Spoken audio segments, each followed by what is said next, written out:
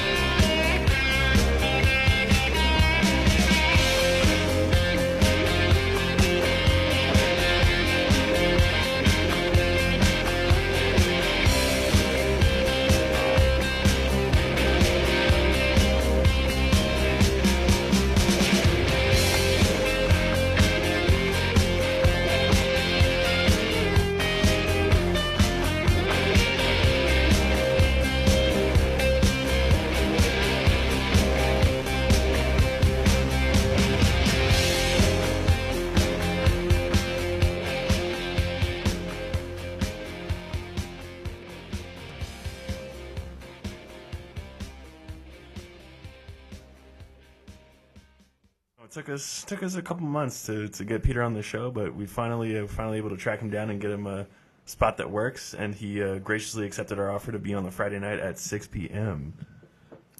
Absolutely. I mean, it's a fun, little thing going on here.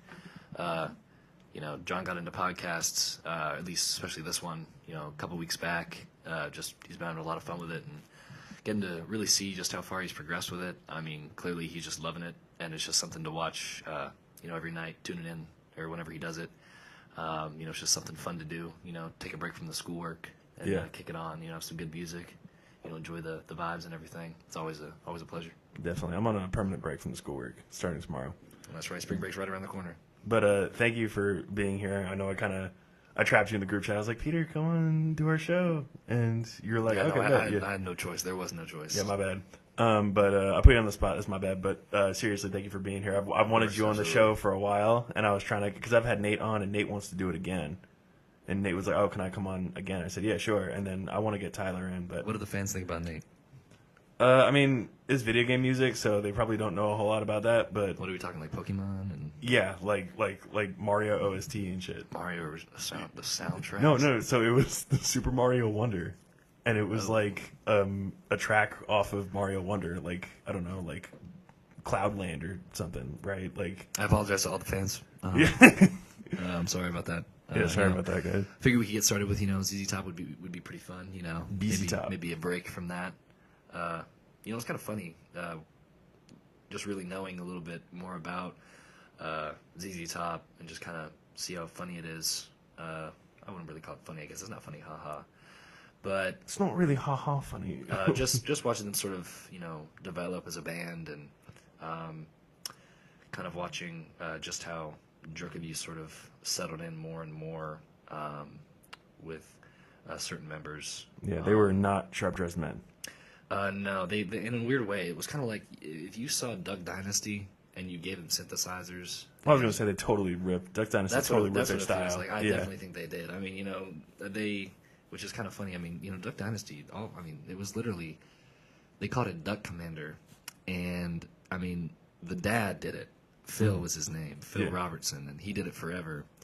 And he actually, when he married his wife at that point, his new wife, which was, I guess, Duck Dynasty, the main guy, I think his name was Willie. He basically made it the multi-million-dollar industry that it is. So Willie took it to the next level. Yeah. And then he has a brother on. I mean, that's honestly, I feel like it's going to be you and me, So, yeah, I mean, if we can grow beards like that, which we obviously can. We both have our little beards right now, but we cannot grow like Jason Woodham. Jason Woodham beard, that's crazy. No, yeah, you guys definitely don't know Jason Woodham, but this man, I mean, talk about the penultimate, example of someone who was like a lumberjack. Like if you had a lumberjack in real life and like he walked amongst you, that was Jason Woodham. 260 pounds of pure muscle. Oh, he's pretty big. How do you think Cole's doing now? Cole's probably living his best life and pumping iron. I mean, I don't have him at it or anything. I don't really talk to him much, but he's still obviously been in the gym and been getting big. So yeah, I haven't heard of any of them for a while. I know they just kind of, especially with that whole group over at John Paul II Catholic School, it was the full government name is crazy. Yeah, I mean, just had to drop it. They don't know. I mean, what are they gonna know? JP2. That's what I'm saying. We're next up at Original. If you don't know, next up at Beaver. Y'all just wait. No, I mean, it was actually funny. I was thinking about that the other day. It was like, you don't have the sense of community and the sense of knowing everybody at college like you did at JP2. Like in college, it's a little more difficult to kind of find people on your wavelength, which is why I think you and I have been really lucky to find a group of people that not only supports who I am, and it's like, oh yeah, you're cool, like my roommates, but they also are like, oh yeah, Peter's cool too. It's like wherever I go, you go. Yeah. No pun intended. Yeah, Peter signed the max contract, 2 year, $50 million max contract to go to Hugo. That's right.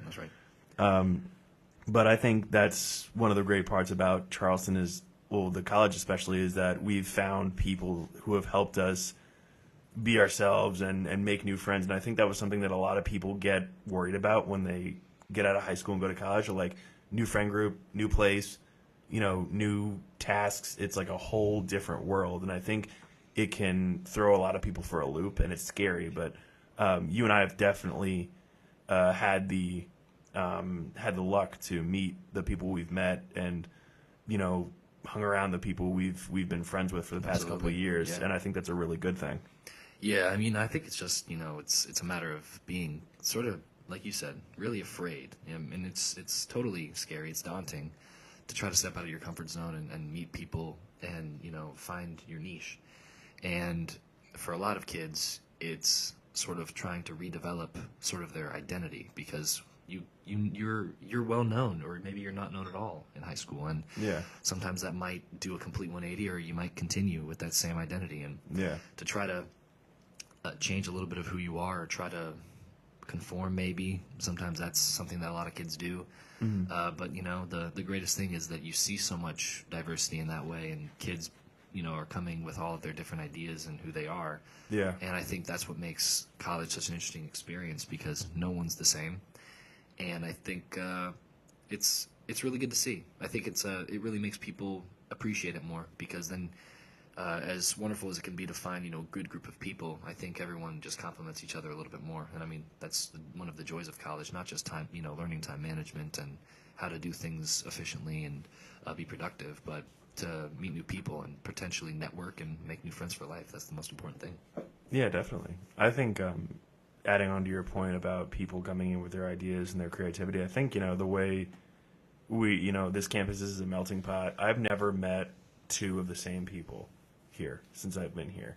And I know I make everyone dresses the same, everyone looks the same, whatever, but I've never actually met the two people who were almost exactly alike. Like in high school, you might have had one or two people that were, in a friend group and hung out with each other, or got a little, you're like Nikola Jokic on the microphone, just pop it out. Sorry, fellas. Oh, we're good. Yeah. Sorry. But I think you made a great point. It's like, so many different people with so many different things. Like, I don't think we would have made friends with Tyler or Nate or Ellis, because I'm very loud. Tyler's a lot more quiet. I mean, and I did, I had some, friends like Grayson, or, people like Angus and Trey, and I'm, they're not super quiet, but they're not also like all over the place. They didn't really have a clique. Yeah. And I didn't either, so it was perfect in the way that we kind of meshed and blended together. And if it weren't for college, I wouldn't have gotten to meet different people or hear about their life experiences. And I think that is one of the really good things about college, is going away to a new place where you don't know, despite the fact that you might be a little anxious, a little scared, going into it. What was that? Oh, going into it that you don't have a reputation, and you can build that. It can only go up. Absolutely. It can't ever go down, or you can't mess it up unless you do something stupid. But it can only go up, because you're a new guy in a new place, in a new town. That's all you can do. And as long as you keep improving and bettering your life and expanding your social circle, it's going to be a lot easier. 100%. I think it's the greatest, it's a double-edged sword, to be honest. Your greatest, strength and greatest weakness, is your personality. I mean, greatest weakness is my grades. I'm kidding. I'm kidding. Mom, if you saw that or heard that, I'm kidding. You testify on that. No. But yeah, no, it's a double-edged sword. I mean, like I said, it's your greatest weakness and your greatest strength. Your personality is going to be embraced by some, and it's going to be rejected by others. But the one thing that you should never do is you should never change your resolve. No matter what, you should never let it shake your resolve, because the most important thing is to stay true to yourself. And I think that's like you said, it's a melting pot, and college forces you to really embrace other people, regardless of how strange or peculiar their ideas or feelings about things may be, Yeah. But you feel a little bit more enlightened at the end, and it really makes you better off in the end, especially at a liberal arts institution like Charleston. So yeah, definitely. And I think even with some of the icebreakers and stuff you do at like orientation, or like if you're in a Spanish class or an English, like, oh, we're gonna go around and get to know each other. Even if you're one of the people that dreads doing that, a little bit more about the people around you. Oh yeah. And it might just help you because, oh, hey, I'm Jimmy, do you got the notes for today or something like that? It's just little connections that can make a big impact. If you miss, a class, oh, can I get those notes? Oh, what are you doing? I mean, I've made some people who I've known from class, even because I play, I just play rec ball. But some of those guys I started hanging out with outside of basketball, because I'm like, I can see, I can be friends with this guy because he's very down to earth, very similar. We'll go out for, a drink or two, but that's really a little connection can lead to a lot more opportunity, and I think that's a really good thing. Oh, yeah. Especially because you mentioned time management. The lack of structure in college really helps you learn how to develop friendships. I think that's a big thing because you have to do it on your own. You're not always assigned lunch, same couple classes, same people. There's different classes, different people, different scenarios, and you have to go out and make that happen. You have to say, what am I going to do for this 12 to 2 p.m. chunk that I don't have class? Or what am I going to do this Friday night? Am I going to go to a bar? Am I going to, play ball and maybe, after ball or, maybe invite a guy from a rugby team, out for a drink? Yeah. It's all about thinking, what can I do to, create a new friendship? Yeah. Or maybe find out more about someone I've been seeing all day, every day, and I barely know the guy's name. Yeah. So it can be something like that, too. Totally. It's also kind of funny. I feel like college, you eventually, you sort of hear so many other things. I mean, like diversity, not only in, just life experiences and choices, and majors, but, just it kind of popped into my head. You think about everyone's different taste in music. I mean, talk about melting pot. Everything is so different. I mean, you hear people driving across the street and they're blaring 21 Savage, or, you hear They Not Like Us, in the cars, and I mean, blasting, or you hear, you hear like Katy Perry or something, and you hear Firework, on the radio, and I've heard some rock out of a Jeep before, and like this guy had a truck, and there were like 8 people in it, and they were bumping. I can't remember what song it was, but it was like a hard rock song. Speaking of hard rock, there was this guy I was walking back from class one day, grown man too, not even a kid, and this guy was just coughing uncontrollably. I mean, like blasting "Fool in the Rain" by Led Zeppelin. He got monkeypox. I mean, I don't even. The guy definitely he was something was going on. That sucks. Lungs. But I mean, just uncontrollably coughing. But I mean, loving his music. And just enjoying it. And that's what I was actually thinking. Like, what do you think is going to be the next big genre? Like, what do you think is going to change? I mean, I feel like everyone's kind of gotten into that hyper pop stuff, and that's been kind of new. And I know rap's still obviously kicking. I mean, everyone really likes that. But I feel like the dynamic of music is like fluctuated so much in a way that honestly it's just so unprecedented because you're so used to. I'm such a big rock guy, so I've only seen rock, and I grew up with older music. I guess I don't know, maybe I'm just like a fossil, but damn Unk. I don't know. I know. I feel like Unk. 20 years old, and I feel like Unk. But man, you ain't seen nothing yet. I'm 22. I know. Yeah, my back's like an 80-year-old, but But I don't know. What do you think? What do you think? Where do you think the direction of music's going? I think people are tired of the mainstream rap, and I think because when rap started getting really, because I mean, in the '90s, it started to come out, and people were like, "Oh, this is great. This is new from the rock and pop that we've gotten." And then gangster rap took off, and then you had East Coast, West Coast, and all that stuff.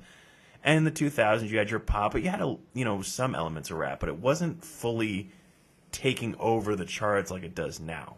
Like, I feel like nowadays rap has become so much more mainstream and so much more. There have been so many more people with access to that technology, access to a laptop and a microphone and SoundCloud, and boom, your first single is out. 2.5 minutes, right? But nowadays it feels like, and it might just be because I don't like as much of the new stuff. And I'm obviously, you mentioned hyperpop. That's a small select group of people. It's like more online type of people that mess with that.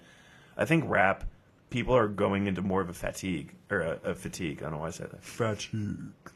I think they're kind of tired of it. I think because when it used to be, and I mean, this could be said for all music, but when you have rock and pop songs, you have so many options and instrumentals and ways to meld your voice to the track that you're gonna do, or you're gonna make, or you're gonna create rather. You have so many different options. It doesn't sound the exact same because you can make a joke, Bon Jovi or NXS or Kiss, they all had the same idea, but they don't all sound the same. There's small differences or subtle differences. Everyone can shred a guitar. Everyone can play drums. But those intricacies, I mean, you just see how much how they're different. I mean, right. I mean, some people have even said that not necessarily that it's rock, but I mean, look at like Dave Matthews. I mean, people say that he made up his certain chords that he play music with, or you look at how incredible Jimi Hendrix was on the guitar. I mean, and you watch you see those guys play. They had a bit of different style, of course. Not necessarily it's that it's not like Metallica or like you were talking about, but Yeah, I mean, you definitely have those, like you said, the subtleties about it, and that's what makes different bands so incredible. I mean, you could even, I mean, some of my favorite bands, Alter Bridge and Creed. I mean, Yep. I mean, they're literally take away. I call them Creed and Creed Jr. Yeah, I mean, that's what they sound like. Take away Scott Stapp, and you have Miles Kennedy, and you basically have Creed with a different singer, because I mean, they kept most of the band members. Scott Phillips and Mark Tremonti. They kept those guys, and at least when they moved on to Alter Bridge after Creed disbanded. I mean, Creed, I mean, Scott had like the lead singer Scott Stapp had a mental breakdown. I mean, he was like afraid that like aliens were coming. I mean, he was trying because he was so bipolar. Tom Cruise got a hold of him.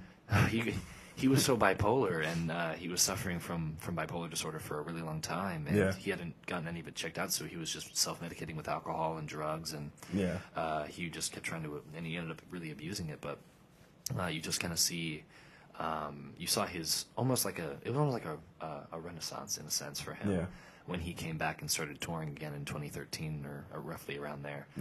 Because the band. I mean, there was so much strife within the band, and everyone thought that there was, they weren't going to really be able to fix anything because Scott thought he was better than everyone. And when they separated, Miles Kennedy, they chose him, and they really, I mean, they were huge for a really long time. I mean, they were really good, and I mean, they won album of the year 2 years in a row, like 3 years in a row, maybe. I think they were, nominated for Band of the Year. I mean, just really great music that they made, but then when Creed kind of came back, it wasn't really the same, but you could sort of see the camaraderie between the people that they didn't have, and you just sort of saw how they meshed a little bit more with, Tremonti's style. I mean, Tremonti wrote a lot of the songs starting out for Alter Bridge. Actually, he was the guitarist, right? Yeah, he wrote a lot of the songs and a lot of. I mean, that's how Paul McCartney was with the Beatles. Yeah. John Lennon wasn't the only one. Paul McCartney wrote a lot of material for the Beatles. And I think that's just always so great. You need bands like that. That really sort of complement each other, or band members. That really help it grow and thrive, because that's so much more important than just a one-man show almost. Definitely. Well, I think I'll make two. I mean, I want to get to another song. Just it doesn't have to like rush or anything, but we got plenty of time. But I want to delve into a couple points I had. But I want to play this song for you guys. This is it's called "Take My Hand" by The Cab, and it's just kind of a nice mellow song. The lyrics are very kind of come with me, we can, get away from this town and stuff, like the usual, like, thousands pop songs, like, let's get out of this town and, let's go, make some of ourselves and stuff like that. And obviously it's like, usually involves like a romance, like, a long time, girlfriend or something, but it's an easy listen. It's a nice listen. And I love the instrumental and the guy's voice. And, it's really just, you could walk around to this or just, listen to it in your car. And like, I know I describe that for a lot of music, but that's how music is to me. I have no problem putting on a soundtrack to my life 24/7 because that's how much I love listening to music. I could put anything on in the background and I can really vibe to anything. And I'm not one of those people who's like, oh, except country. I like country. Like, depending on the song, though. Like, because the only country I'll listen to is whatever Chris puts me on. I think country is kind of controversial for some people, What do you mean controversial? In a sense that, you have the people that really just, they're diehard country guys. Yeah. And, and gals, and they love it.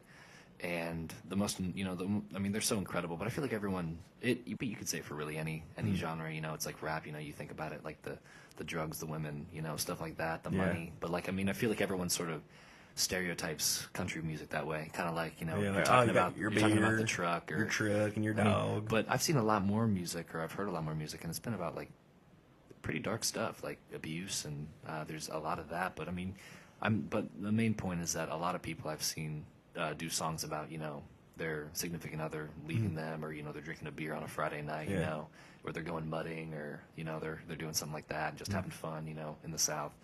But I don't know. I think country's sort of really taken the world by storm a little bit more, because it was a little more obscure. You just had your basic guys like Morgan Wallen and stuff, and a lot of people really don't may not have really gotten to enjoy, the diversity of what country music is, but I feel like people are coming out more with different country. I mean, isn't Post Malone like a country artist now or something? He is, but I mean, he was a rapper for years, and it's like, I feel like if he really does want to transition, that's totally fine. Good for him.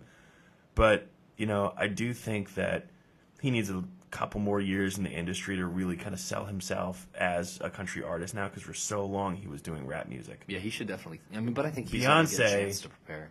Getting because I don't watch the Grammys anyway, but Beyonce getting Country Album of the Year was total bullshit. Complete bullshit. Cowboy Carter, you've been a pop artist for 25 years, and you get a Grammy. And like I said, the Grammys don't mean shit anymore. But it had to have been a pretty good album, though. No, it's just popularity. You think it was just I think like it's popularity. Yeah, and she's she's totally got her foot in the door. But I'm not going to go Joe Rogan and do a whole conspiracy theory. But she's totally got her foot in the door with the people in the music industry and the higher ups, and she didn't deserve that shit. But Kendrick Lamar brought home 1 million Grammys for "They Not Like Us." Say Drake. I heard him like him. I heard you like him young. Oh man. In game. That is. Yeah. In game. That is part of the song.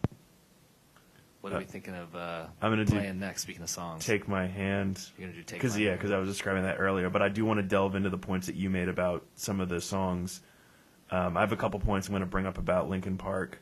Oh yeah, absolutely. And just the way their band meshed together. And I was going to talk about some of the songs. Yeah. Yeah, we're gonna get it rolling.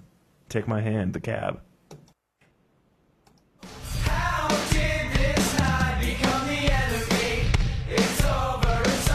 It's over. Now take my hand. We will run away down to this place that I know. Did this now become the enemy? It's over. It's over. Now take my hand. We will run away down to this place that I know. Did this now become the enemy? It's over.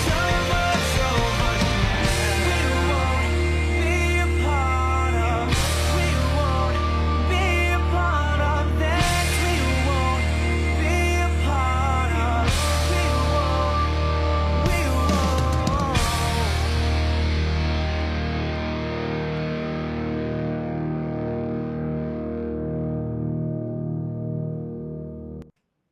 over. It's over. So that was Take My Hand by The Cab. It's just a light, peppy song. And, it's just an easy listen.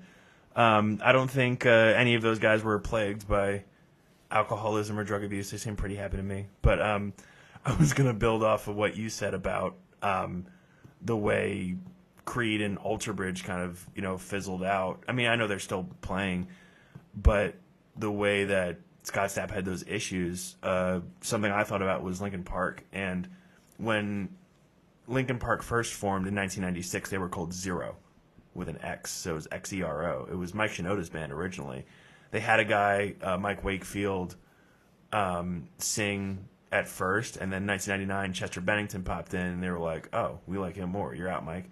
And so they let Chester in. They released Hybrid Theory in 2000, and then 2003 was Hybrid Theory and Meteora, and a lot of it was Chester's issues with substance abuse and depression and suicidal thoughts, and no matter what he was going through, Linkin Park always stayed together to support him. It was always Mike, Joe Hahn, Dave Phoenix, all those guys were around and supporting Chester no matter what. Obviously, rest in peace. He unfortunately passed away. It's been 8 years. It'll be 8 years in July, which is crazy. But wow. Because he was so distraught that Chris Cornell killed himself. I remember that. Yeah. And he killed himself a couple months later. But it's just, it was really, really, something to think about, that Linkin Park, that band, Mike and Joe, and they all stayed with him and made sure that he was okay.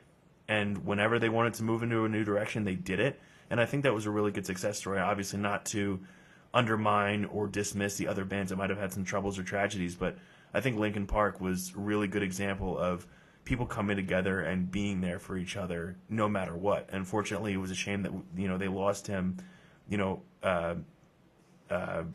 to suicide, but they were with him for so many years and always treated him like family, and it was a shame. But that was a really good and positive example of a band sticking with it for years. Obviously, the Rolling Stones are they've been together for forever, but Linkin Park was something that I really, really, it means a lot to me because it helped me through a lot of stuff. Obviously when we had the divorce, Linkin Park and Set It Off kind of got me through that. And Slipknot. And Slipknot, yeah. I was throwing on some death metal if I were angry. But that was a prime example of community and brotherhood, and I'll always love Linkin Park for that. Yeah, I was gonna say, literally to your point. I mean, they're your brothers, Yeah. I mean, long hours in the studio, touring, and yeah. I mean, just all of the stresses that accompany it. You think that it's all a lot of fun and make a lot of money, but to be honest, I think at the root of it, not saying that every singer has this has those issues, but the ones that really are struggling, and whether it's depression and or maybe just something going on in their life, you really begin to see and you feel the passion in their music because of what they've experienced. And I think that really puts a new spin on a lot of music. And I think the ability to represent your feelings, and not only your feelings, but feelings to the general public and people that might be going through the same thing. I think not only, like you said, it's the brotherhood of the band that they had together with each other going through those dark times, but you have the fan base that understands that they're not alone in their issue. And Right. I think the greatest thing that you can get as a individual who's a fan of someone, to know that someone says, like, I hear you and I hear your voice and I hear what you're going through. Yeah, and they care for you. And that's really important. And I think music, I mean, everyone says, you dance to it, you move, you love, you groove it, and it's great. But it's a whole other thing to really just be able to, enjoy the lyrics and have them resonate with you, and know that someone in the band may be going through something you're going through, and that it's not just you, or it's not just, they're not some, godlike figure, but they're human too. They're human, yeah, just like you. And I think that was the biggest about Linkin Park, is the way they used I and you. They would always say me, I, or you when talking in a song. And so in that way, anyone who was listening to the song could relate and say, oh, okay, it's something I can deal with on a personal level, whether I'm having issues or someone, a friend, a relationship, a wife, a husband, whatever, is having issues. And you can say, yeah, I get it, because I can put it in perspective. They're saying, you're doing this, or you're doing this to me.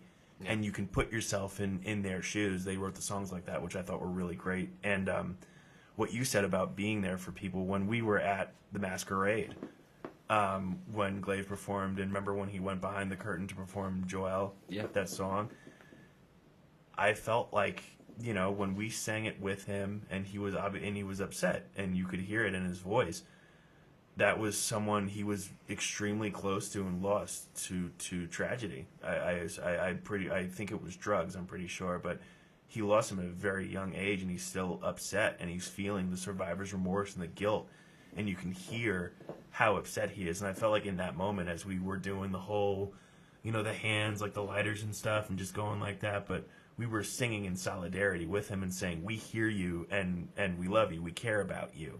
And I think you made an excellent point. They're not godlike figures. They're people just like us, and they're people that need support and love too in hard times. Yeah, and you definitely see how music can really unite people. Yeah, absolutely. And I guess, regardless of the genre, rap, country, right, or rock, each usually has a story to tell. And I think lyrics with a story to tell, and something that's just truly just powerful and profound, those are the singers that really go far, and you really can tell that their lyrics are authentic. And I mean, authenticity, everyone appreciates that. Of course. We actually, I'll make one more quick story. I actually just thought of this now because I mentioned the solidarity. The day, I think it was the day Juice WRLD died, passed away. It was either the day or the day after. We had a basketball game, and we were driving, and it was Mac Tammon, and it's that little short bus we took to the games. Yeah. And we just put a speaker, and we just started playing Juice WRLD songs. We just all sang it. It was just the varsity squad just singing, Juice WRLD, just because it was like we obviously knew who he was as an artist, and it was a tragedy. And, we just started playing it on the bus and just started, singing the songs word for word out loud and just we were in solidarity with each other, but also, mourning the loss of this guy who had, made some really, really good music and, was tragically, he unfortunately killed himself. But, that does bring people together because we were all fans and we all, wanted to support him and, support each other and just, think back on the good times and, make almost, tribute that to him. So Absolutely. that was kind of, I always thought that was, I still remember that. I thought that was really cool that we did that. I think it was CJ Speaker. I can't remember, but that was really cool. I still remember that. I think, gosh, I feel like though Juice WRLD wasn't really just in like a line of, of rappers that, either overdosed or were killed. I mean, Well, he I was. feel like He I did feel like OD. he did OD. What Yeah. year was that? 2019. He I mean- OD'd on the plane. I mean, I don't even remember X died. He got X killed. died, June King of Von 2018. was killed. Yeah. X would have been 27. He was. What year did he die? He died in 2018, but he was born on my birthday. He would have Around been that- 27. Oh, okay. Yeah, around that time. Well, I mean, like I said, King Von. Lil Juice Peep WRLD, died. Lil Peep. Lil Peep, then it was X, then it was P&B Rock. Oh yeah. Takeoff got shot. Of the Migos. Yeah. Wow. Yeah, there's just so many people have been lost. Nipsey Hussle died. Young Dolph died. How did he die? Young Dolph got shot. He got shot too. Yeah. Wow. Yeah, P&B Rock got shot. Takeoff got shot.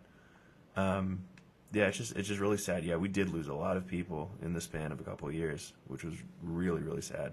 I know, but that was like also though. I don't know. Maybe maybe it's just me, but What is it? Rachel McQuan died. wasn't like the rap industry really booming at that time too? Yeah, like 2016 to 2020, rap that was a huge boom. had in everyone rap. in a chokehold. I mean, everyone. That was listening. SoundCloud. Like, Yeah, it was huge. yeah, I remember that. yeah. It was terrible, awful music. Most of these people just put out like generic trap beat. I mean, it's nostalgic, and I really do enjoy it. But like, if you're looking at it objectively, it does sound the same. I can completely understand it all sounds the same. They did have different styles, which kind of helped us differentiate each artist from the other. But a lot of it was the same stuff. A lot of the trap, Yeah. the ad libs, like let's get like that type of shit, and everyone was kind of cut from the same cloth, and it worked. It was a formula that kept putting out these new big industry artists, and it just kept working. Yeah, I mean, we've seen such a change in music, and I think the coolest part about it is like kind of what you said. I mean, you have sort of a rap machine at that point, and Yeah. and everyone was all for it. I mean, the biggest proponents of how much this industry was expanding and different rappers were coming out with different songs. I mean, Yeah. isn't Future still coming out with music? Yeah. Like, I Future mean- is still making. He's like 40. But he Yeah. knows what works for him, and Yeah. I think that's kind of how it goes. I mean, and then you have some people. I mean, like let's take an example of what's his name, Machine Gun Kelly. Yeah. You're making music, then you diss Eminem, and then Eminem disses you, and you change genres. I mean, that was totally brutal. destroys your career. I mean, well, Eminem, he had a really good run. I He mean, had a let's be honest. very, very good run. Oh yeah. From 2000 to 2004, I'd even say 99, right? Because that was the first album. Yeah. 99 to 04 was like just prime Eminem. Oh. And I like Marshall Mathers LP too. I like Recovery, But anything after that, like when he started getting a little political, and then it was just all kind of like, hey, look, I can rap fast and I'll say wild shit. It was like that, we get it already. The gimmicks kind of, it worked for a while, but it's kind of corny now. Yeah, but I mean, it was his whole shtick, and I think Yeah. but Eminem, I mean, just it was the sophistication. It was like sort of like that strange, chaotic sophistication of his music. Yeah. It never was solely, fast rap. Yeah. There was always meaning. There was always something that was, discussing something in the news, or maybe a scandal, or maybe, his discord between another celebrity and Right. himself. And he always was excellent at being able to really express his feelings and thoughts in his music. Yeah. And I think that's also what was. It kind of goes back to the topic that we had. When he, living in Detroit, you sort of grow up, especially where he grew up. Yeah. And having so many issues with his family. He didn't know. I don't even think his father was in the picture, right? No, his father walked out. Yeah, his And father the walked mother out. was His crazy. mother was a drug addict too, and she had so many issues. But you also just see, some people just learn how to cope with it, and in a lot of ways, that's what was so great about his music, is that he developed his sense of style with his music and his incredibly skillful lyricism. Yeah. And that was all simply just through how he grew up and what he lived through and experienced. And you grew up in a bit of like especially at that time, it was pretty cutthroat in Detroit. He living in a trailer park. The 70s and the 80s, yeah, Detroit was getting pretty bad. But especially 90s, all of those being going to those rap offs or whatever. But that's where he made his big break. And he sent a beat to Dre, went to the Rap Olympics and placed second, and Jimmy Iovine gave Dre his tape, and that's how we found him. And Jimmy Iovine was at Interscope, and he said, "I want you to take a listen to this kid's music." And Dre was like, "I've never heard anyone like this. Get him on the phone now." And Dr. Dre, and Eminem actually made a point in that. One of his songs, he said, "Everyone, I don't see color because no one took a chance on me except for Dre. All the white record labels or executives or producers never took a chance on me, and Dre signed me." And then Eminem went right back and said, "Oh shit, look at Queens, we got 50 Cent," and he signed him. And it just, that's a level of respect that a lot of people don't have now. For each other, really. I think probably one of the greatest decisions that Dr. Dre ever made. Not only was Eminem, to look at Eminem or to hear him, it's one thing to judge someone, the way that they look, or how they dress, or how they talk, but it's a whole other thing to see just how skilled they are in a certain industry. Right. And the second greatest thing that Dre did was Beats. Beats by Dre. Dre. I remember I used to have a pair of Beats by Dre. Well, literally and figuratively, he is a phenomenal producer. But your beats are tough though. Your beats are nice. I liked my beats. They were like those, nice gold beats, and I think what was so good, they were that, noise canceling and everything. I love that, but all that to say, we're gonna get into another song. Angel's Son by Sevendust. This is a special request from my co-host Ellis Libran. Shout out Ellis. Hope you're doing well and making some good music. You better get Billboard 100. All right, let's hit it. My first impulse was to run up on you and do a Rambo. Whip out the jammy and flat blast both of you. I ain't want to mess up this $3,700 Lynx coat. So instead, I chill. That's right. Chill. Then I went to the bank, took out every dime, and then I went and canceled all those credit cards. Yeah. All your charge counts. Yeah. I stuck you up every piece of jewelry I ever bought you. Yeah, that's right, everything. Get fly with me. No, don't go looking in that closet, because you ain't got nothing in there. Everything you came here with is packed up and waiting for you in the guest room. That's right. What was you thinking about? Huh? What was you trying to prove? Huh? This with the juice. I gave you silk suits, Gucci handbags, blue diamonds. I gave you things that couldn't even pronounce. Now I can't give you nothing but advice, because you're still young. That's right, you're still young. I hope you learn a valuable lesson from all this. You're gonna find somebody like me one of these days. Until then, you know what you gotta do? You gotta get on out of here with that alley cat coat wearing, hush puppy shoe wearing, crump cake I saw you with. Because you dismissed. That's right. Silly rabbit tricks are made for kids. Did you know that? You without me like cornflake without the milk. It's my world. You're just a squirrel trying to get a nut. Now get on out of here.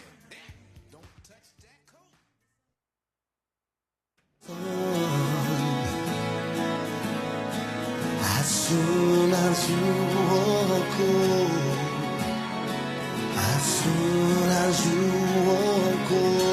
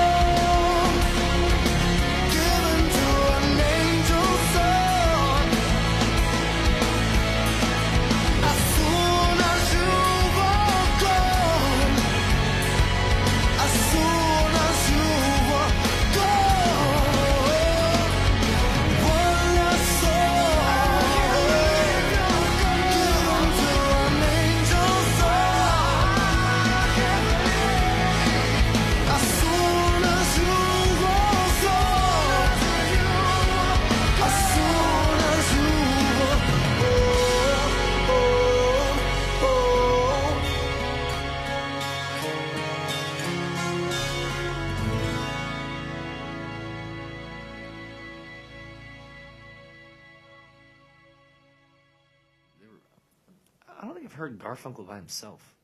Yeah, no. I don't think I've ever heard Garfunkel by himself. I don't know. Did he do music afterwards? I've never heard him. Art Garfunkel. What is this? Oh, he was born in Forest Hills, Queens. No shit. Huh. Yeah, I got a penthouse there. No, I'm just kidding. He wouldn't be here. I would not be here. We $8,000 in rent a month. Yeah, you guys wouldn't have this incredible show. to That's listen right. to. If I was posted up in Queens at a penthouse, I got my car stolen though. Oh, With no, your, just fine. what, $3,700 Lynx coat? That's Lynx right. Jacket? Yeah, that's right. With your Hush Puppy shoes? Yeah. Hush puppy shoe wearing crumb cake. That's right, that'll be you. That's right. Yeah, it looks like Garfunkel didn't do a whole lot. I didn't think he did. I've never heard of him since, I think Paul Simon really only sort of did his own thing. Yeah, what's his discography looking like? He did some stuff in the 70s and the 80s, but not a whole lot. What was his biggest song? What would you say? His standalone? Oh, I don't know. Let's see. Well, mostly it's Simon Garfunkel on his wiki page. They've split. They said they split for personal reasons, but they've occasionally reunited. Yeah, he's got some success, but not like he's not a household name like Paul Simon was. Yeah, for sure. That's what I was wondering what Yeah. Paul Simon did. Like what his best was, would you think? Like just the best song that he ever did by himself. But I guess, Simon and Garfunkel, it's kind of like a package, They don't do anything by or whatever they do together, just outshines. Definitely. But yeah, so What's up? I'm paying this for my phone so is- it won't lag off the yeah, computer. it's been laggy actually. This So is we've- me and John down by the Bell South building. No, I'm just kidding. Oh, yeah, that sounds about right. That sounds about right. Yep, John and me are Julio. That's right. But yeah, this is me and Julio down by the schoolyard by Paul Simon.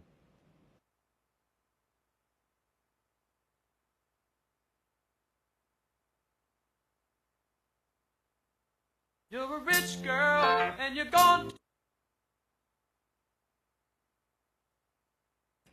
Sorry, Spotify on this Mac sucks ass. Yeah, it doesn't like to work. Okay, let's try it here. Nope, still not working. Okay. Yep, still not working. Still not working. Okay, yeah, this computer hates me. It's not a Glaive thing. It's a universal thing. They see me in the chair and they're like, no. Goodness gracious. Let's see. What's something from the 70s? Ooh, Sugar Hill Gang. We could do something like that. We could do Sugar Hill Gang. When did Apache come out? I don't want to sign in. Sorry. 1979. Wait, hang on. Yeah, 79. We're good. All right. We're playing Apache by the Sugar Hill Gang to cap the night off because we want I think to. it's kind of like a, celebration type of thing, Yeah. Celebrate No. good times. That's Cool in the Gang. Yeah, no, I'm not saying they're the same guys. I'm just saying that's like a song that you cap something off to. Oh, yeah, Like, my that's bad, my definitely bad. like this, Yeah. like one of those types of songs. Totally, indicative of that. Like you just want to end. It's like after like a football game. Yeah. Or, after a stressful show where half the songs won't play on your damn computer. Yeah, you guys had to experience, these technical. Honestly, maybe it was just me. Ellis wasn't here to work his magic or something. I had to drone on. Yeah, well, it's all good. But Because, all right.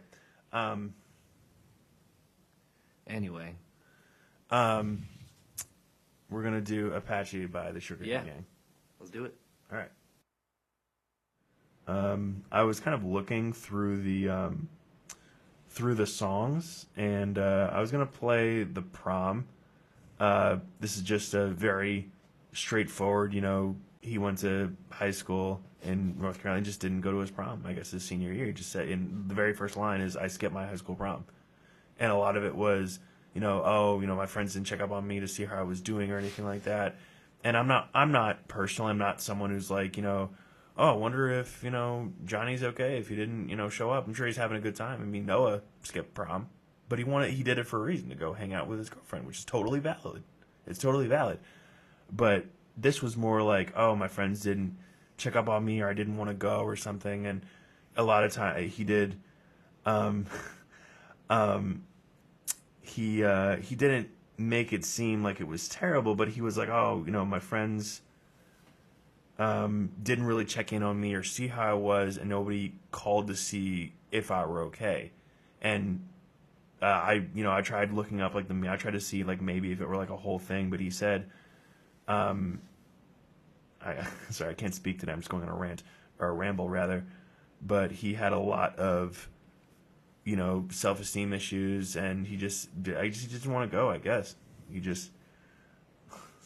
So we're gonna listen to the very self-explanatory title of the song. It is peppy though. I like it a lot, and I think it's a fun song to vibe out and dance to. I dance to this song a lot. It's really uppity and fun, despite the sad message. I didn't skip my prom either, so I had fun. I went. This is The Prom by Glaive. Let's hit it.